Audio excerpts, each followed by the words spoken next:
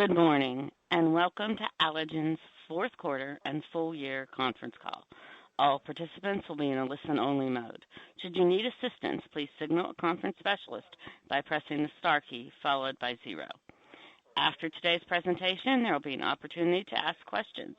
To ask a question, you may press star and then 1 on your touch-tone phone. To withdraw your question, please press star and then 2. Please note this event is being recorded. I would now like to turn the conference over to Mike Wagnes, Vice President, Treasurer, and Investor Relations. Mr. Wagnes, please go ahead. Thank you, Anita. Good morning, everyone. Welcome and thank you for joining us for Allegion's fourth quarter and full year 2019 earnings call. With me today are Dave Petratis, Chairman, President, and Chief Executive Officer, and Patrick Shannon, Senior Vice President and Chief Financial Officer of Allegion. Our earnings release, which was issued earlier this morning, and the presentation, which we refer to in today's call, are available on our website at investor.allegion.com. This call will be recorded and archived on our website. Please go to slides number 2 and 3. Statements made in today's call that are not historical facts are considered forward-looking statements and are made pursuant to the safe harbor provisions of federal securities law. Please see our most recent SEC filings for a description of some of the factors that may cause actual results to differ materially from our projections. The company assumes no obligation to update these forward-looking statements. Today's presentation and commentary include non-GAAP financial measures. Please refer to the reconciliation in the financial tables of our press release for further details. Dave and Patrick will now discuss our fourth quarter and full year 2019 results and provide an outlook for 2020, which will be followed by a Q&A session. For the Q&A, we would like to ask each caller to limit themselves to one question and one follow-up, and then re-enter the queue. We will do our best to get to everyone given the time allotted. Please go to slide number 4, and I'll turn the call over to Dave. Thanks, Mike. Good morning, and thank you for joining us today. Allegion experienced modest top-line revenue growth in the fourth quarter, with strength in the Americas offset by weakness in Europe and Asia Pacific. The Americas region had reported an organic growth of 6.8% in the quarter, driven by both the non-residential and residential businesses. The EMEA region saw markets soften, and the complexity of moving our operations from Turkey to Poland negatively impacted the top line as well as operating income. The level of effort in executing a move like this cannot be underestimated. While we did experience some impact from the transition, we are better positioned after leaving Turkey. Asia Pacific continued to experience weak markets in Australia and saw deteriorating markets in China. Electronics growth in the Americas came in just over 12% in the quarter and increased over 10% for the full year. We continue to see electronics as a long-term positive trend as more and more products become connected for ease of access. As I look to our end markets, U.S. non-residential remains healthy, and U.S. residential has improved. As I mentioned, EMEA and Asia Pacific are experiencing weaknesses in the markets they serve, and we see that continuing in the near term. Adjusted operating margins were up 30 basis points in the quarter and 70 basis points for the full year. Margin expansion was led by the Americas region, which saw full-year adjusted margins up 120 basis points. Volume leverage was good during the year, and the price productivity inflation dynamic was positive. In the fourth quarter, adjusted EPS growth came in at nearly 5%, bringing the full-year increase to approximately 9%. Available cash flow was up nearly $14 million to $422.6 million for the year. Overall, I'm pleased with our full year 2019 results. We saw good revenue performance, expanded adjusted operating margins, delivered solid adjusted EPS growth, and generated substantial available cash flow. Please go to slide 5, and I'll walk you through the fourth quarter financial summary. Revenue for the fourth quarter was $719.5 million, an increase of 2.4%, inclusive of 3.5% organic growth. Currency headwinds and the impact of the divestiture of our business in Turkey offset some of the organic growth. Americas led the way on revenue growth, offsetting the weakness we experienced in EMEA and Asia Pacific. Patrick will share more detail on the regions in a moment.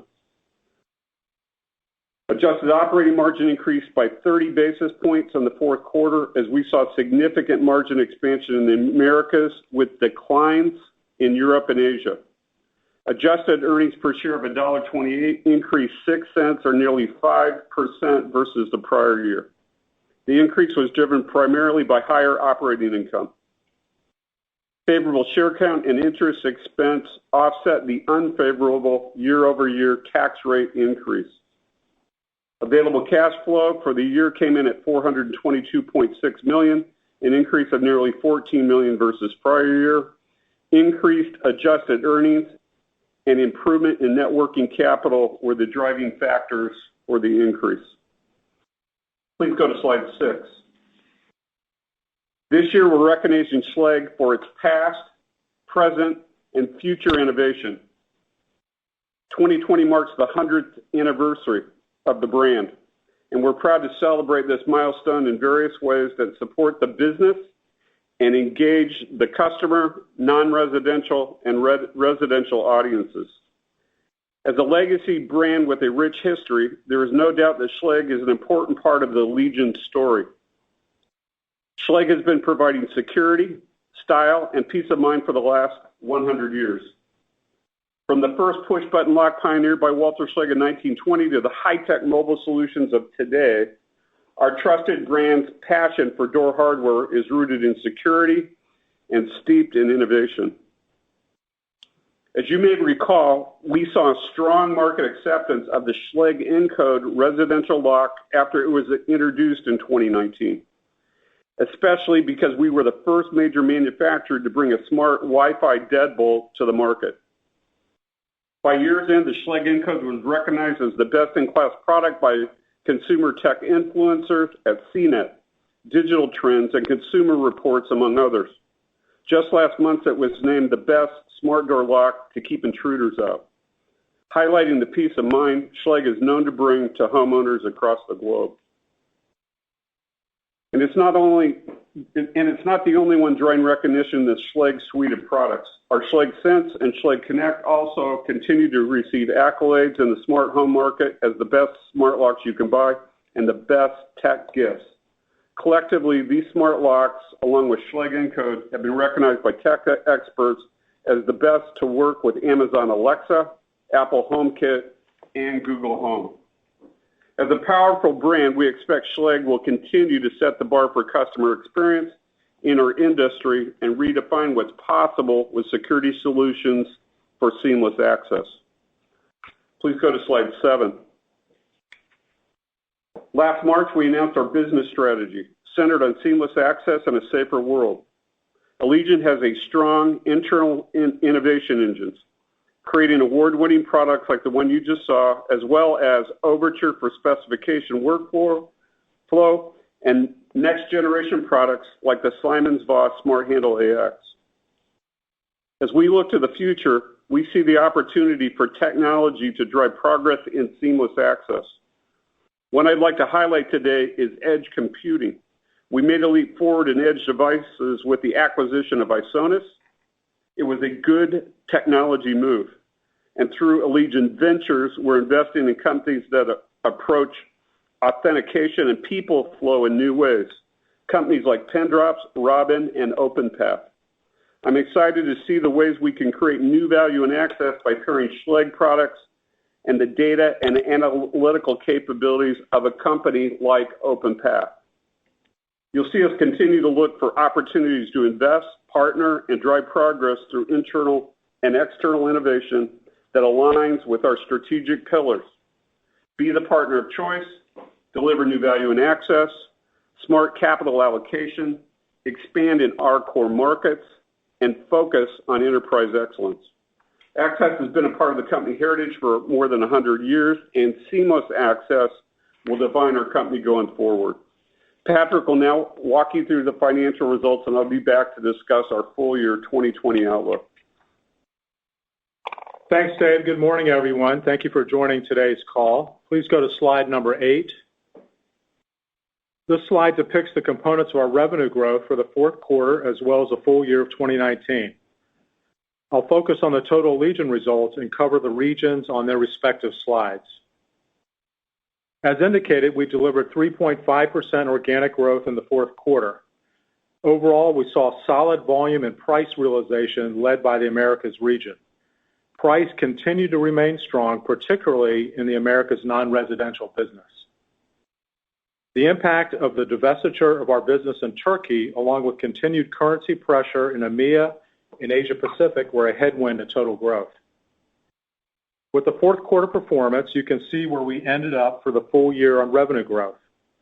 Total top-line revenue saw an increase of 4.5% for the year, and organic growth came in at 4.6%, led by Americas at more than 6%. As indicated, Americas' organic growth in the fourth quarter was higher than the full year results, while EMEA and Asia Pacific were weaker. Please go to slide number 9. Reported net revenues for the fourth quarter were $719.5 million. As stated earlier, this reflects an increase of 2.4% versus the prior year, up 3.5% on an organic basis. Adjusted operating income of $151 million increased 4% over the same time frame from last year. Adjusted operating margin of 21% increased 30 basis points. The margin expansion was primarily driven by solid operating leverage on incremental volumes in the Americas, along with pricing and productivity outpacing inflation. Headwinds of margin performance include incremental investments, which had a 30 basis point impact on adjusted operating margins. For the full year, the company experienced adjusted operating margin expansion of 70 basis points. Please go to slide number 10. This slide reflects our earnings per share reconciliation for the fourth quarter. For the fourth quarter of 2018, reported earnings per share was $1.39.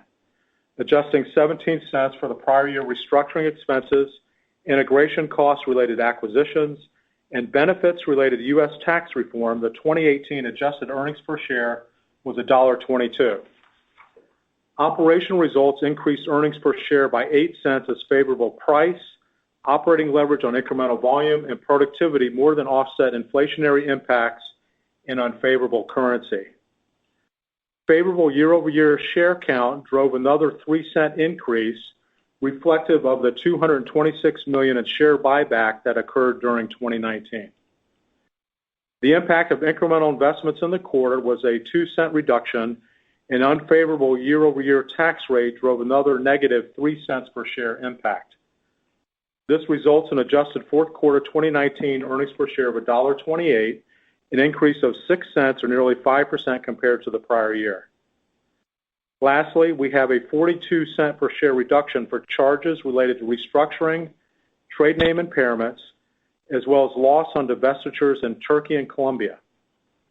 The loss on divestitures was predominantly associated with non-cash currency translation adjustments previously deferred in equity and reclassified into earnings upon the sale of the divested businesses.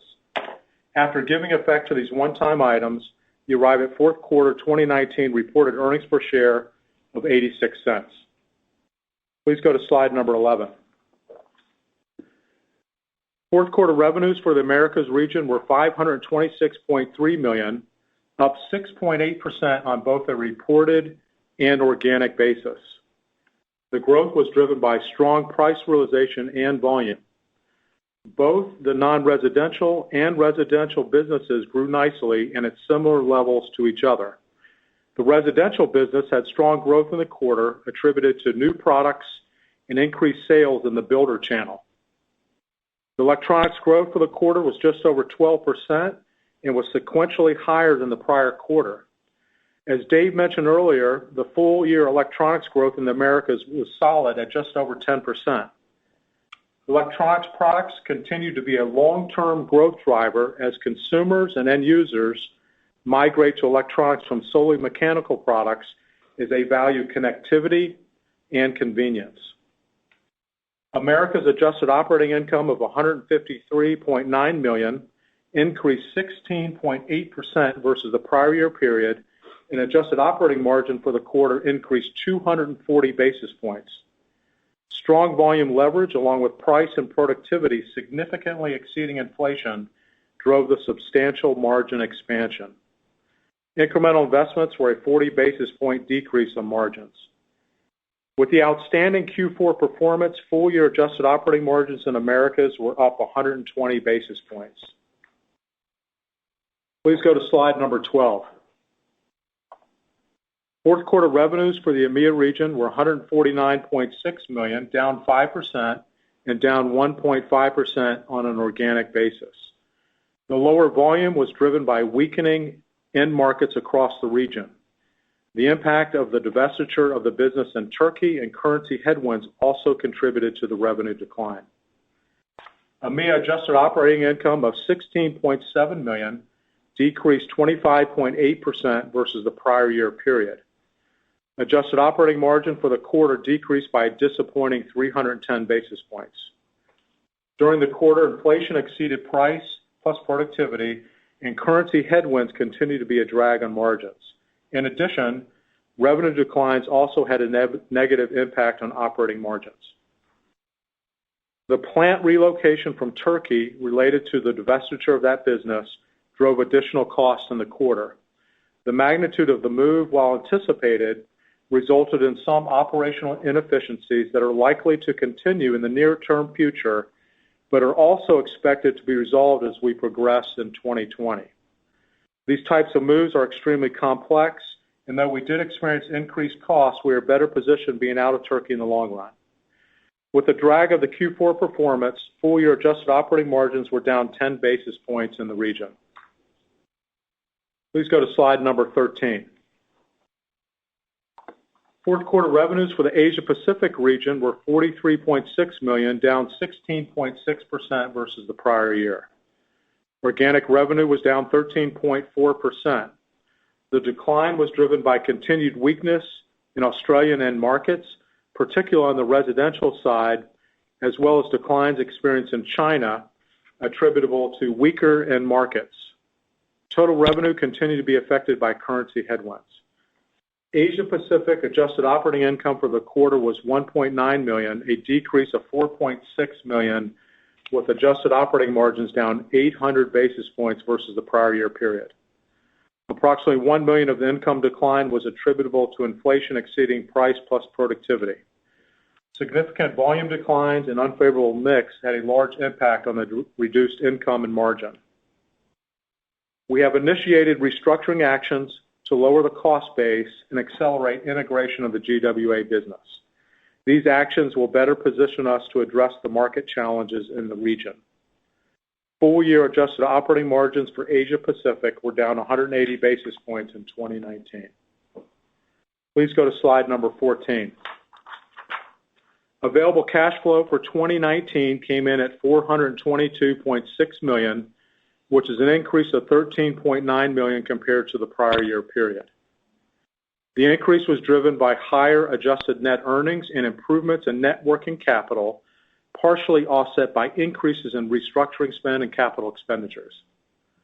Looking at the chart at the bottom of the slide, it shows working capital as a percent of revenues increased based on a 4-point quarter average. However, the year-end working capital as a percent of revenue was lower at the end of 2019 compared to the same point in time last year. As always, we remain committed to an effective and efficient use of working capital. We will continue to evaluate opportunities to increase available cash flow and minimize investments in working capital, increasing the velocity of asset turnover. I will now hand it back over to Dave for a view on our full year 2020 outlook. Thank you, Patrick. Please go to slide 15. We continue to see favorable trends in our primary end markets in 2020. We also believe growth in the electronics portfolio will continue to outpace mechanical in all regions, and we are well positioned to continue to take advantage of this industry trend. In the Americas, we see continued positive fundamentals in our non-residential verticals. The residential end markets have rebounded and improved. We expect the general trend towards electronic products in both residential and non-residential businesses to continue. With these expectations, we project organic revenue growth in the Americas of 4.5% to 5.5%. We are projecting America's total revenue expansion to be 4% to 5%, with a slight impact from divesting our business in Colombia. In Europe, markets have softened in Germany and Southern Europe and remain weak in the UK. For the region, we project total and organic growth to be 1.5% to 2.5%, led by our SimonsVoss and Interflex businesses. In Asia Pacific, we expect weakness in the Australian markets to continue, particularly in residential. The market in China has also softened. With that backdrop, we expect growth in the region to be flat, both on a reported and organic basis, with declines expected in the first half of the year and modest recovery in the second half on easier comparisons. All in, we're projecting total revenue growth for the company at a range of 3% to 4%, with organic growth between 3.5% and 4.5%. Please go to slide 16. Our 2020 outlook for adjusted earnings per share is $5.10 to $5.20, an increase of approximately 4% to 6%. As indicated, the earning increase is driven by revenue growth and operational improvements, as adjusted operating earnings are expected to increase 6% to 8%. Our outlook anticipates continued volume leverage and a positive equation for price, productivity, and inflation. We also expect margin accretion in all regions for the full year, but continued pressure in the first half for EMEA and Asia Pacific. Incremental investments continue to be a headwind as we remain focused on accelerating new product development and channel initiatives, which we believe enable us to keep delivering above market growth and allows us to take advantage of the shifting customer preferences for electronic products. The combination of interest and other expense is expected to be a slight positive to earnings per share. Our outlook assumes a full-year adjusted effective tax rate of approximately 16.5% to 17%, an increase from 14.3% in 2019. It also assumes outstanding weighted average diluted shares of approximately 93 million. The outlook additionally includes a 10-cent per share impact from restructuring charges during the year. As a result, reported EPS is estimated at $5 to $5.10. We are projecting our available cash flow for 2020 to be in the $450 to $470 million range. Please go to slide 17. We are pleased with our 2019 performance, which saw top-line growth that delivered organic revenue expansion of 4.6%, adjusted operating margins up 70 basis points, adjusted EPS growth of nearly 9%, and strong available cash flow. And while it's not highlighted on this slide, we strengthen the foundational elements of Allegion's culture that will help drive our success as a company into this new decade. Safety and sustainability and engagement. In 2019, we were safer, reducing workplace accidents and their cost, which were already below the industry average. We were cleaner, reducing energy inputs and waste outputs. And we were significantly more engaged, meaning our global employees are more committed to our vision and our work than ever before. As we look to 2020 and renew our commitment to safety, sustainability, and engagement, we are well positioned to drive continued growth in revenue and earnings. We also expect to deliver solid growth in adjusted earnings per share and generate substantial available cash flow. Before we take questions, I'd like to take a moment to share some news with regard to the organization changes here at Allegion. Mike Wagnes will be assuming a general management role within the Americas business. Mike has been treasurer and head of investor relations since the summer of 2016. Since that time, Mike has served as a valuable voice for the shareholder community among the leadership team. As we move forward, Tom Martineau, Vice President of Finance for the EMEA region, will assume the Vice President, Treasurer, and Investor Relations role. Many of you are familiar with Tom and know that he brings a wealth of financial experience and knowledge that will position him well as Allegion's primary representative to the investment community. I'd like to congratulate both Mike and Tom on their new opportunities. This transition has been completed, and you can begin contacting Tom for any investor-related questions on a go-forward basis. Now, Patrick and I will be happy to take your questions. Thank you. We will now begin the question and answer session. To ask a question, you may press star, then one on your touch-tone phone. If you're using a speakerphone, please pick up your handset before pressing the keys. To withdraw your question, please press star, then two. Please limit yourself to one question and one follow-up. If you have additional questions, please re-enter the queue. At this time, we will pause momentarily to assemble our roster. The first question today will come from Julian Mitchell with Barclays. Please go ahead. Hi, good morning, and thanks, Mike, for all the help on the last few years. Just wanted to follow up on the comments around the first half softness, particularly in the international regions.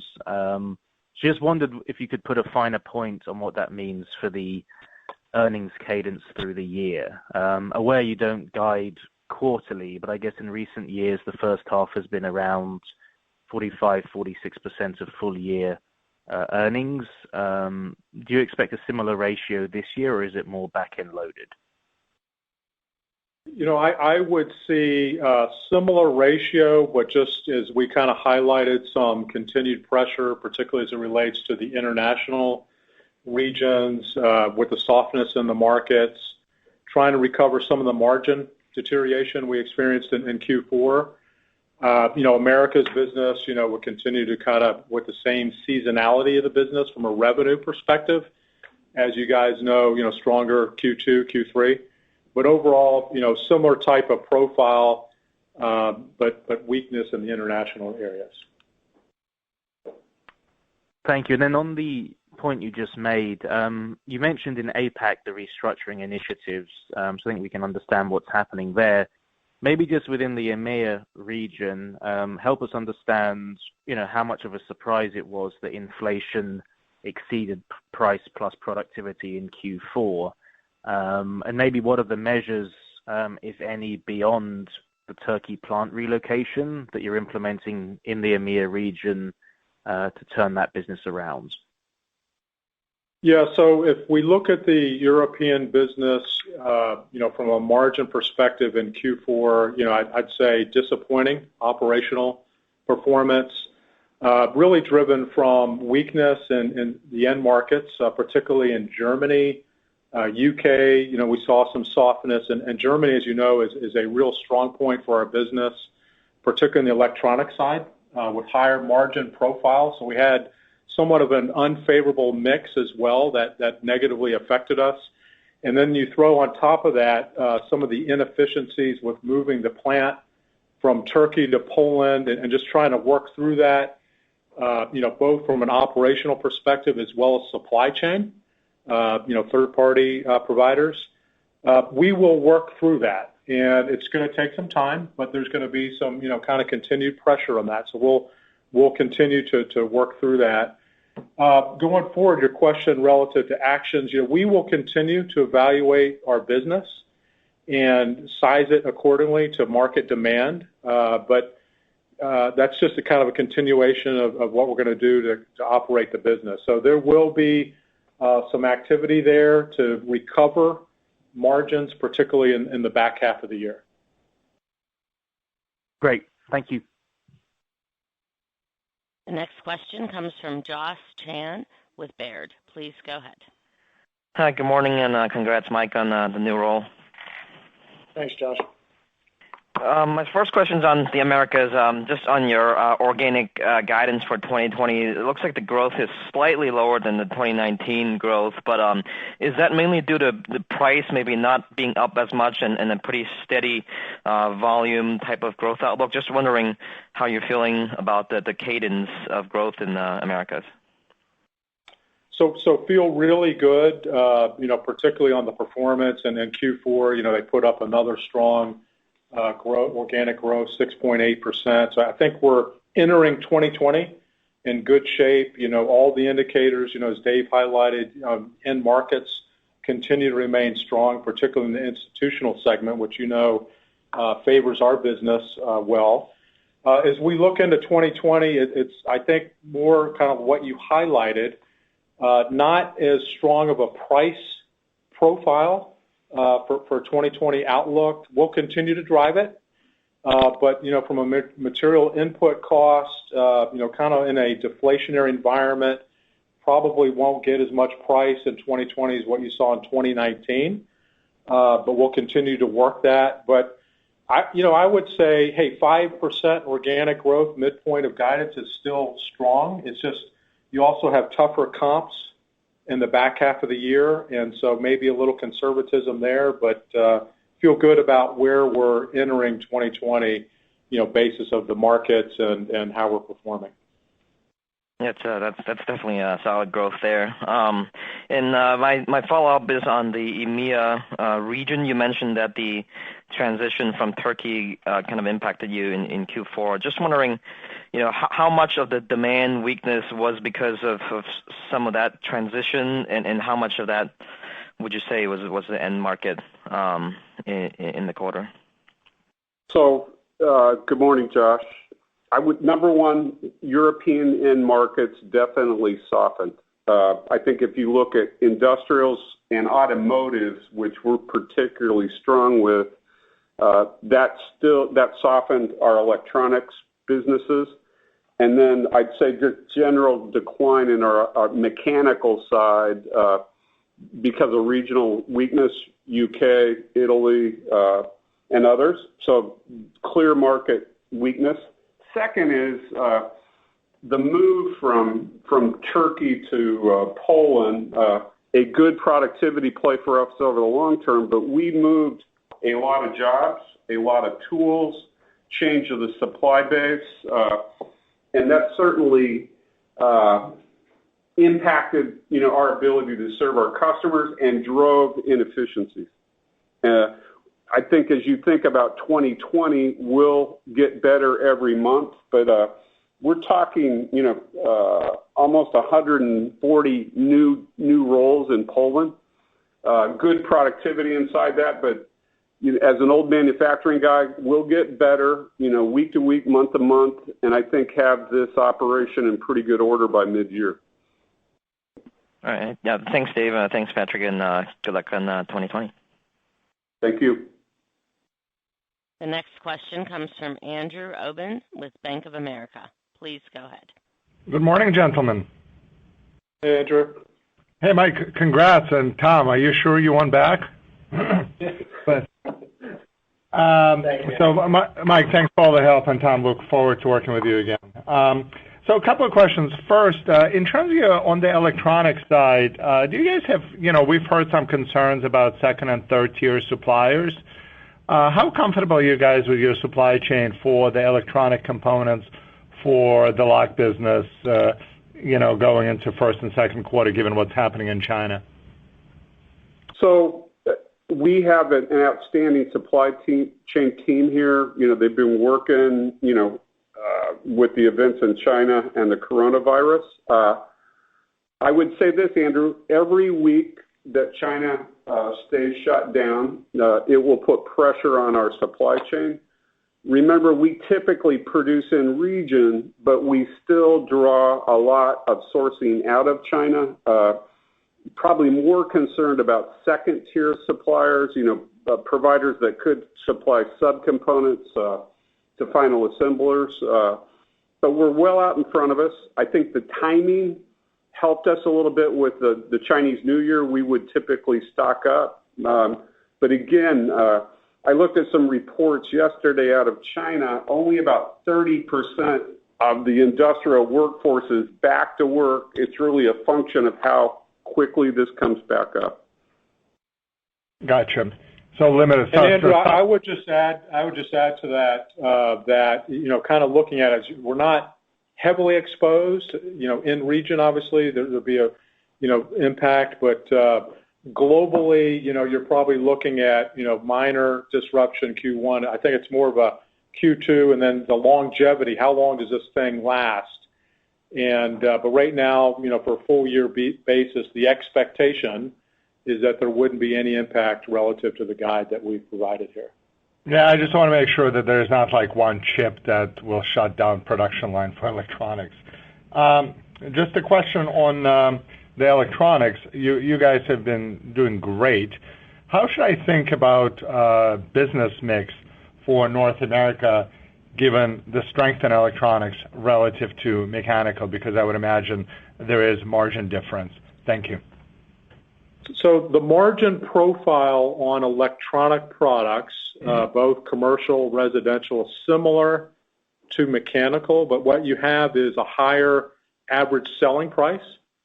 So there's more EBIT dollars, if you will, with that migration, and it is a favorable mix for us to the extent we can continue to drive that. And that's some of our incremental investments that we make to drive demand, particularly in electronics, to put new products out to the market faster, is centered around that because that is a favorable trend in both the industry and for Allegion. Oh, that's fantastic. Thank you very much. The next question comes from Deepa Raghavan with Wells Fargo. Please go ahead. Hey, good morning. I echo my congrats to Mike and Tom as well. 2 questions for me. First is Americas. Resi versus non-resi expectation within America's organic growth guide. Do we assume they both grow at the same rate, or is there perhaps a delta driven by resi having to do some catch-up in the first half? So I would characterize it as we historically don't give specifics around outlooks relative to the residential, non-residential businesses. So just take it in aggregate. There will be differences between the businesses as we progress.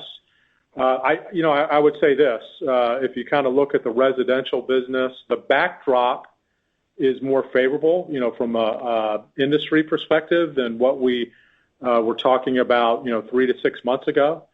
So we would expect that to be positive. And then, new products like Encode are performing extremely well, and higher electronics growth in resi than non-resi. So just think about it in those terms, and but overall, America's performing well, from an organic perspective. Got it. That's helpful. My follow-up is on the incremental investment spend, that 15 cents that you provided. Is that spread? How is that spread out over the year, the 15 cents? And also, is this all going into the APAC region, or is that more spread out across geographies?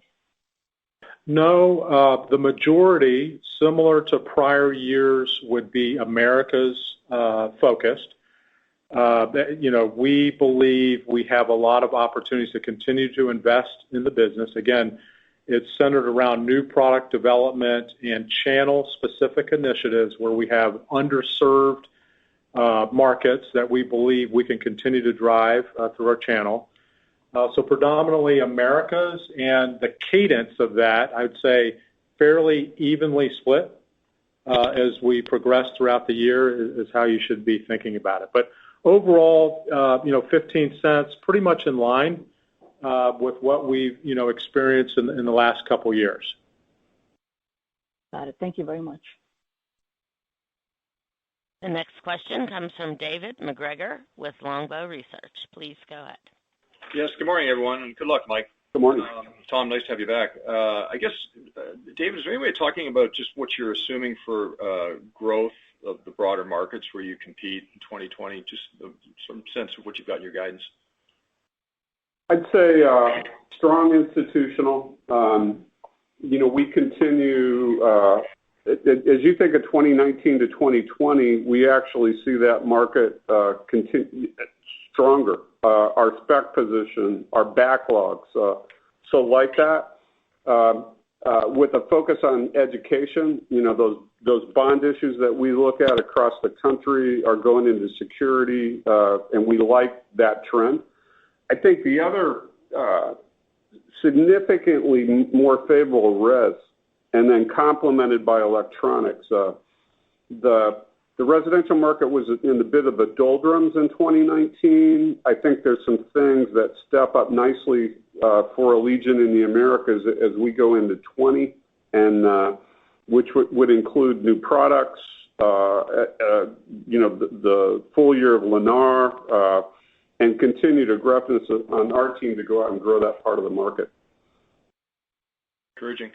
And I guess, is there any way to quantify this turkey to Poland? There's been a lot of discussion. We've been kind of talking around the point, but is there any way to put some numbers on what that meant to the quarter and how you're thinking about the potential headwind here in the first half of 20?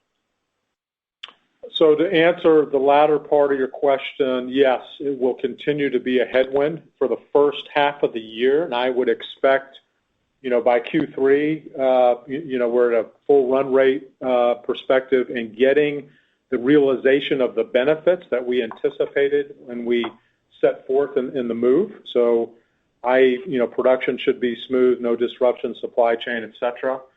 It was a drag on margin in the quarter, as well as unfavorable mix and the deleverage associated with the reduction in organic growth.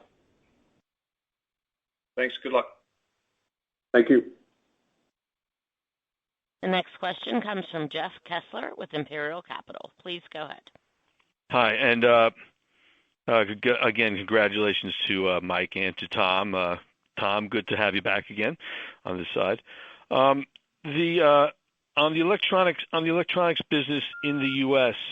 Or in the Americas, I should say, can you parse out what areas seem to be providing you with some of the better growth that you're seeing? Is it in NFC? Is it in you're beginning to use power over Ethernet? Is it beginning to use other areas of access control or other new products that you have recently developed for doors and entryways, or for that matter, the use of Overture in driving business too? Can you kind of parse out what it is on the electronic side that is really that's really driving this better than expected growth here? I think number one, a great lineup of capabilities. I think two, you mentioned our spec writing capabilities, but it's really that installed base with technical mastery, working, with, clients. Could be the University of Michigan, could be Iowa Western Community College, it could be the University of Tennessee. Those products and capabilities come together in a trusted relationship that help us grow. I would say things like Isonis, our investment in multifamily, which can position itself in college dormitories. It's that trusted position in a market that wants to move keyless that is driving the growth. All right. Great. Let me give you one other one, too. Sure. Encode, the first Wi-Fi lock, the battery sustainability there, our ability to get through some technical issues. And I think growth on our parts, in terms of our mastery to be able to connect into the web of complexity that can appear, in a residential home or a commercial institutional site. It's, how things connect. Our teams have put a lot of work on, and I think as we unload out of the box and connect, we're doing a better job that builds customer loyalty. Okay. Sticking in the same area, when you're talking about your more or less on the commercial side of electronics, is it just institutional, or when you look at, are there areas obviously smaller from business from the get-go, but perhaps fast growing healthcare, or if you want to call it a strategic or specific new types of logistics? Are there areas in those markets where you have particular focus in putting investments and actually getting return on those investments over the next 2 to 3 years? I think our priority will continue to be heavily institutional focused because of that installed base and our spec writing capability. Are things like the master key system, the fund duper and exit devices are already there, so ability to upgrade that puts us in an A position. I'd say second, really doing I think a nice job on multifamily and mixed use. You see a lot of movement into the inner city. Our ability to solve multiple problems for a developer, including keyless access, has given us some nice growth across the country. Right. Great. Thank you. Thank you very much. Uh-huh. The next question comes from John Walsh with Credit Suisse. Please go ahead. Hi, good morning, everyone. Good morning.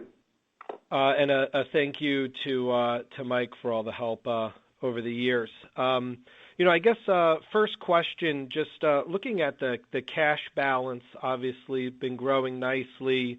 You had announced that new share repurchase program. Just wondering if you could talk about the priorities for your uses of cash as we think about 2020 and beyond. I would say our uses of cash been pretty clear. We like organic growth, especially around the opportunity of seamless access and electronics. Second is M&A. We continue to work extremely hard on deals in what I call the mid-major area, and think about the future of how we can position Allegion stronger for electronics and capabilities that will help us realize this vision of seamless access. And yes, you did see our announcement authorized by the board to increase the dividend as well as a reload of the stock buyback. Our message is that we want to make sure that our capital is put to work efficiently, and if that means returning it to shareholders, we pull that lever as well. Great. Thank you for that. And then, maybe just a question around, you mentioned some channel investments there. Just don't know if you can be any more specific, if that's on, kind of the specification side of the channel, e-commerce, big box, kind of what we should be thinking around kind of the channel investments you highlighted earlier. You hit one of them. We continue our specifications. One of the strengths, Overture, would be an investment to help give new tools to customers and our spec writer, and then relationships important there, feet on the street that can help us grow and optimize that tool. Second, multifamily. We continue to see a strong market there that we've historically been underpenetrated, and like our electronic offerings to be able to grow in that market. We put some investments back in res because we see that market responding. Would be examples of how we're segmenting the market and investing. Great. Thank you. Appreciate the color. This concludes our question and answer session. I would like to turn the call back over to Mike Wagnes for any closing remarks.